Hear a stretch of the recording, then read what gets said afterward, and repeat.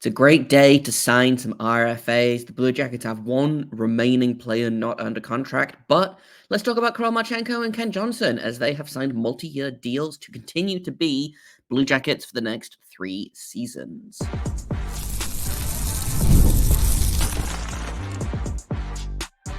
You're Locked On Blue Jackets, your daily podcast on the Columbus Blue Jackets, part of the Locked On Podcast Network, your team every day. Hello and welcome to Locked On Blue Jackets, part of the Locked On Podcast Network, your team every day. I am, as always, your host, Jay Foster, here to give you the good, the bad, and the ugly about your favorite team and mine, the Columbus Blue Jackets.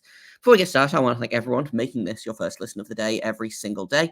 Locked On Blue Jackets continues to be free and available on all podcast platforms and over on YouTube. I also left to let you know about Game Time. Today's episode is brought to you by Game Time. Download the app, create an account, use code LOCKEDONNHL for $20 off your first purchase. Terms do apply. It's still a contract because I wasn't planning on recording today. I was going to do an episode tomorrow. And then yesterday, the Blue Jackets re-signed Ken Johnson to a 3-year deal. And then about 20 minutes ago, as of recording this, they signed Kirill Marchenko also to a 3-year contract. So we're going to talk about those two guys. And then we're going to try and take a look at what we think Cole Sillinger might be getting. Because that's going to be the interest. Well, I mean, it's the only one left. That's going to be an interesting one because will he get more term? Will he get more AAV? We just don't know. But let's start off by talking about Ken Johnson, who signed after all of the speculation coming out saying it's probably going to be a 1-year deal. Johnson wants to come back to the negotiating table in a year's time with a better season under his belt. Signed 3 years at $1.8 million. This will take him all the way up to 27, 28. He'll be an RFA again. So it takes him to a year before being a UFA, which is great. I'm genuinely shocked by this contract. I thought it would be shorter, and I thought it would be a little bit more expensive. Like I had basically decided that it was going to be, 1 year at 2, maybe 2.5. But a big emphasis on the maybe. But getting him for 3 years at 1.8 is incredible value. Especially if you look at his rookie season. Obviously, he had a bit of a sophomore slump. It happens. This season is going to be really, really interesting. As to which Ken Johnson we get. He's healthy by all accounts. He is ready to go. He's excited. Most importantly, what this is doing is it's going to put to bed all of those. What if we just get rid of Ken Johnson because he's extra on this team? We'll package him with Laine to get rid of that contract. Blah blah blah. Like Ken Johnson's not going anywhere. He is a part of the core for the foreseeable future anyway. And if he turns into the player that, if he hits his ceiling, 1.8 million in 3 years' time is going to be an absolute steal. So love this contract for the team. I like this contract for Johnson as well. It gives him, again, more term, means he doesn't have to go back to the negotiating table in a season, in 2 seasons. Gives him stability. And it's a little bit of a raise, it's double what he was making on his ELC, near enough. And I still think if I had been like if I was his agent, probably I would have pushed for a shorter deal. But I wonder if it was, well, if you go for 3 years, then we'll give you an extra $300K or something. If it was going to be 2 years at 1.5, go for an extra year, we'll give you an extra $300K and figure it out like that. But again, love this deal for the team. I think it's going to work out being really, really team friendly. And I think Ken Johnson is poised to have a big year. Had a great rookie season for the Blue Jackets. Had, I believe, I want to say 41 points in his rookie season, and then I'm just pulling it up real quick. Had 40 points in his rookie season, 16 goals, 24 assists. was the best rookie season that the Blue Jackets have seen, I think, since Dubois, I want to say, back in 2017 or 2018, maybe. I don't remember. Dates don't mean anything anymore. But last year, obviously, had a little bit of a slump. Only played 42 games for the Blue Jackets, had 6 goals, 10 assists, spent his time in and out of the lineup, up and down the lineup, went to the Monsters for a spell, had 15 points in 10 games with the Monsters, and then his season ended earlier than anyone wanted it to. He, I believe, separated his shoulder or tore his labrum. It was something in his kind of collarbone area, and he was done on February 28th. Was his last game. So great contract for him. Gives him, again, that stability. Great contract for the team. I'm really interested to see. Well, I was really interested to see what Marchenko was going to get, which we'll talk about in a second. But now that he's signed this, I'm really interested to see what they're going to do with Cole Sillinger, because my understanding was, and again, we'll talk about Cole Sillinger in a little bit of detail later on. But what my understanding was Ken Johnson was going to get a 1-year contract. Cole Sillinger was looking at a multi-year contract. So now I'm wondering, are they all going to sign 3-year deals? Obviously, Marchenko just signed a 3-year deal. Taking him to a year before UFA. But now we're looking at kind of 3 years down the line. Johnson will need a new contract. Marchenko will need a new contract. Potentially Sillinger will need a new contract. The Merzlikins contract will come off the books. But Luca Pinelli, Luca Delbel, Belouz, Jordan Dumais, Max McHugh, all coming off their ELCs, Denton Matejchuk coming off his ELC. It's gonna be a busy couple of years. There are a lot of players, and not all of those players will get re-signed. Not all of those players will get, long-term or meaningful deals, so to speak. But putting all 3 of those guys to back to the negotiating table in 3 years, we'll see what happens in 3 years. What this does is it locks up the core semi-long term. The only members of the core that will not be under contract by the end of next season, and I'm using core kind of loosely here. Dmitry Voronkov, his contract is up next season. Provorov, I don't know that I would count him as part of the core. His contract is up next season. But Juracek's under contract for 2 more years. Werenski's under contract long-term. Severson long-term. Fantilli, 2 more years. Johnson, 3 more years. Chinakov, 2 more years. Jenner, 2 years. Monahan, 5. Gaudreau, 5. And then obviously, there's Patrik Laine is kind of a question mark. And again, we'll probably not have time to talk about him today, but we'll talk about him tomorrow and kind of what that looks like now, because the salary cap is way more flexible than I thought it was going to be, because I had kind of earmarked about 12 million for Marchenko, Johnson, and Sillinger.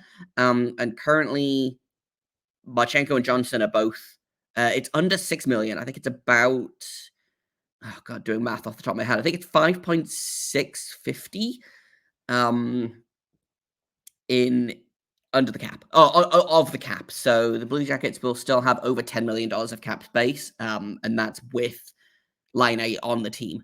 So it's not like they need to trade him to get some more roster flexibility. But again, we'll talk about that in a little bit. What I want to do is talk about Marchenko, because that was the exciting signing. That was the hot off the press breaking news. Kirill Marchenko, 3-year contract. We'll talk about that in just a second here on Locked On Blue Jackets.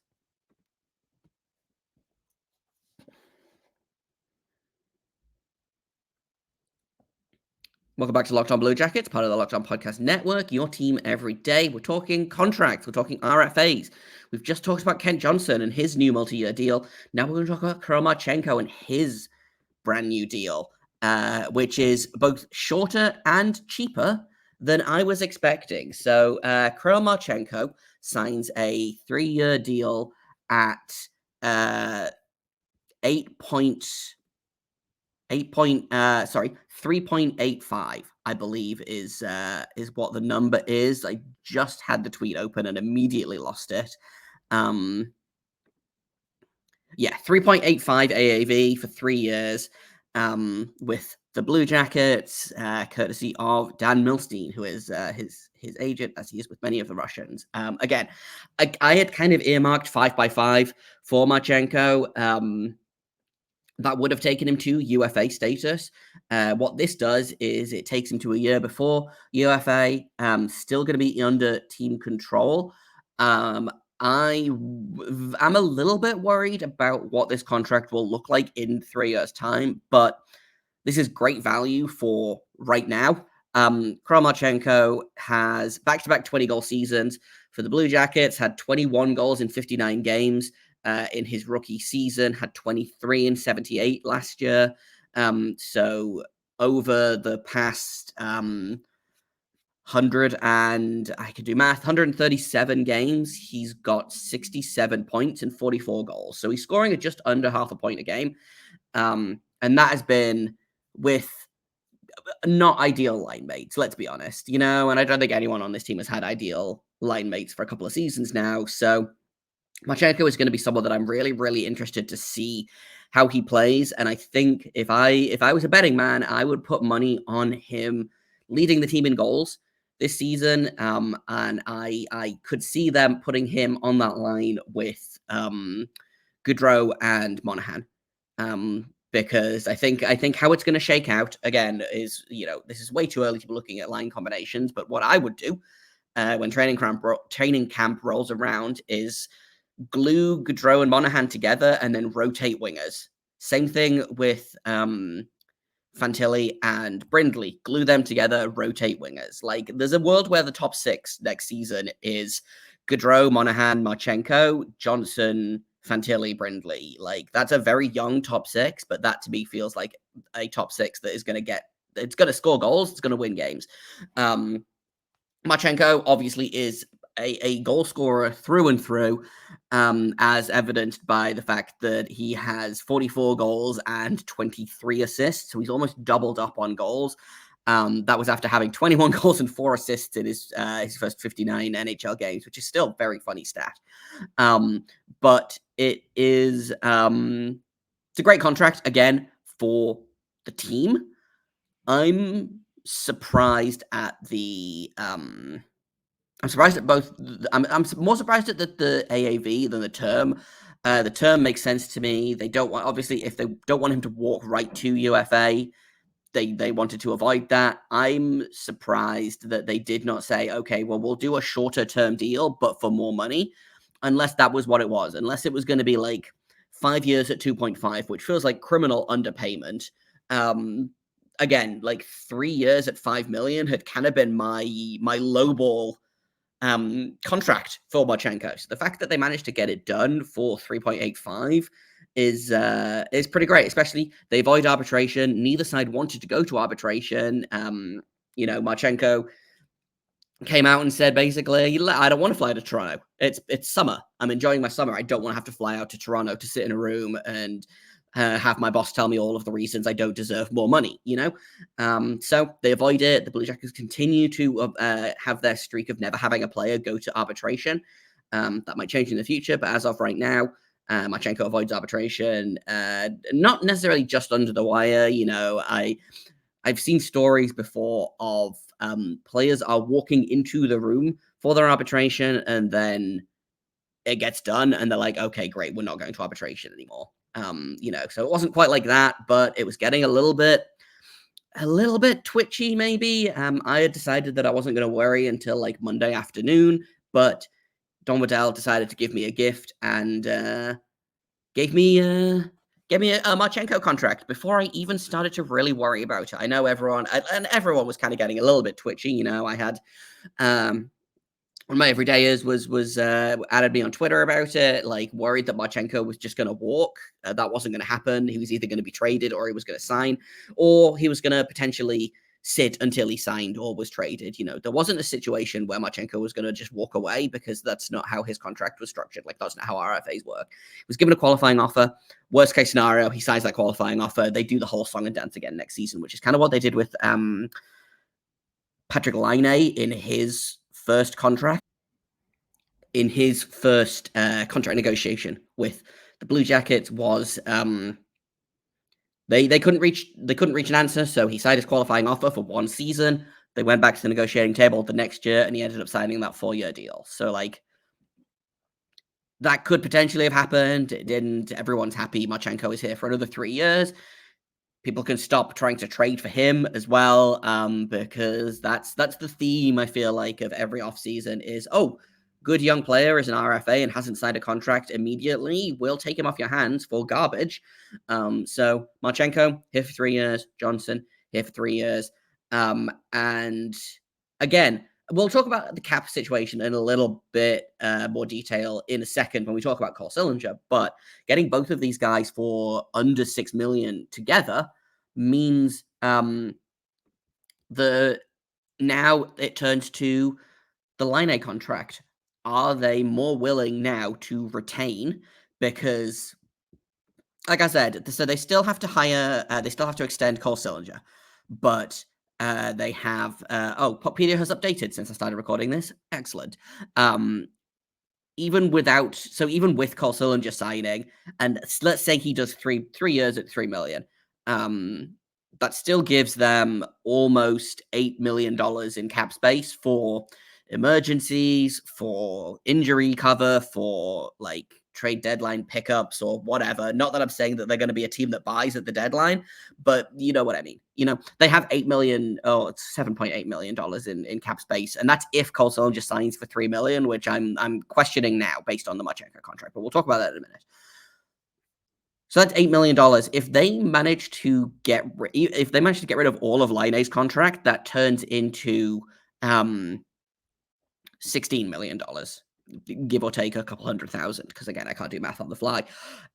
Do they turn around and say, "Hey, we'll give you Patrik Laine and we'll retain 50% for the next 2 years," which would be $4.35 million of the cap, and we'll have a better return? You know, do we retain 50% and get a first-round pick and a decent prospect? Do we say we'll retain 33% or 50% or whatever and just get Rutger McGrorty straight up? Rutger McGrorty and a fourth-round pick. I don't know. You know, that's the deal I keep coming back to. You know, would Laine go back to Winnipeg? No one knows. But I know Harrison, who hosts Locked On Winnipeg Jets, is a big fan of this idea. Probably wouldn't want to give up McGrorty for Laine straight up, but I keep coming back to Winnipeg and Montreal as the 2 potential options for Patrik Laine. Anyway, even if they retain 50% of his salary, that still leaves them with $12 million in cap space, you know, providing they don't take on a contract in return. And maybe that's what they do. You know, maybe they take a contract on in return for Laine. You know, maybe they take a contract on that only has 1 year left and they get that money off the books. Maybe they take on some kind of, I don't think they'll take on like a long-term IR candidate necessarily. But that's, again, not out of the realm of possibility to kind of move the money around to get rid of the Patrik Laine contract. We've seen it happen before. But cap is looking pretty good right now. I feel pretty good about the salary cap situation. That might not be that might not be how I feel this time next year. I do all of the song and dance again, but with different players. But we'll get to that when we get to that. I want to talk very quickly about Cole Sillinger and what his contract could look like now, because he's the only guy left. So that's really the only thing, apart from the potential Laine trade, that's the only thing on Don Waddell's offseason to-do list. So we'll talk about that in just a second here on Locked On Blue Jackets.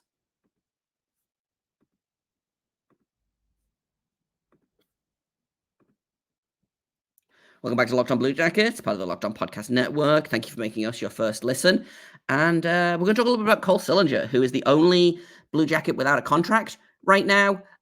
He is RFA. And again, I talked about this a little bit earlier in the episode. I had kind of penciled in basically 1 times 2 for Johnson, 3 times 3 for Sillinger, and 5 times 5 for Marchenko. Marchenko comes in at 3.85, so, you know, near enough, 3 times 4. So now I'm looking at Cole Sillinger, and I'm like, okay, does he do 3 years at 2.5? Does he do 3 years at 3? Do they want to get him locked up even longer term than that. I saw someone saying that maybe they want to get Cole Sillinger locked up to an 8-year contract, and that feels unrealistic. But if they can get Cole Sillinger locked up at $3 million for the next maybe 5 years, like, I wonder if that's an option. I would be surprised to see Cole Sillinger get locked up to a longer deal than Marchenko, especially for like near enough the same money. But who can say what's gonna happen there? He again is he's a UFA the same year as Johnson and Marchenko. I believe he will be a UFA in the year 2028. So the same year as Marchenko and Johnson. So my guess is it's going to be 3 or 5. I don't think they'll take him right up to UFA, but if they can eat a couple of years of UFA, then that might be tempting enough for them. Again, he's still very young. He's still only 21 years old, I believe. Like literally just turned 21. If I am remembering rightly, he turned 21 in May. So he's been 21 for like a month and a half. God, they're all so young. But again, this is that they have so much freedom with the cap right now that I really have no idea what they're going to sign Cole Sillinger to. My guess is it's not going to be, anything too outrageous. I still think somewhere between 3 and 4 is going to be the number. They're just kind of deciding on how many years. But I still think, it's going to be 3 or it's going to be 5. I don't think it's going to be 4. And I don't think it'll be less than 3. They could surprise us. They could go more than 5, but I don't think they will. 3 or 5 seems like kind of the sweet spot for a guy like Sillinger, and I still think between 3 and 4 million is kind of about where he's not worth more money than Marchenko right now. I don't think he might be in the future, but I don't think he is right now. I've just noticed that I spelled arbitration wrong on the little side panel over here. But we're gonna move on from that because I'm gonna pretend I haven't seen it because it's gonna annoy me.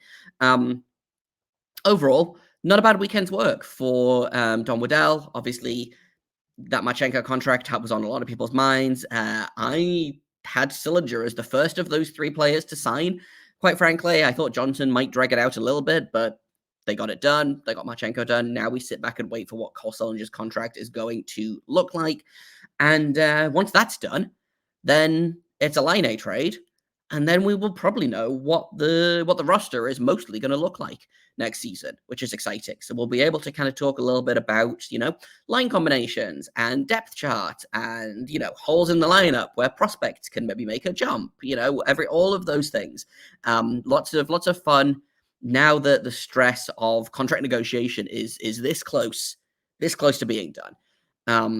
But that's kind of all I've got for today. Tomorrow, I want to talk a little bit more about Patrik Laine and that situation, the trade situation, where he could go, what he could go for, just like what now that he's out of the player assistance program. We'll talk a little bit about Patrik Laine tomorrow, and who knows? Maybe we'll get a Sillinger contract to talk about as well. But that's going to do it for me today. Thank you for listening, for making it your first listen of the day every single day. Locked on Blue Jackets continues to be free and available on all podcast platforms, over on YouTube and on SiriusXM. You can find me on Twitter at _Jacob Foster, JAKOBFORSTEI. You can find the show at LO_Blue Jackets. If you have comments, questions, criticisms, you can email me at lockedonbluejackets@gmail.com. Thank you once again for listening. Tomorrow, it's going to be Patrik Laine talk. And until then, make sure you stay locked on.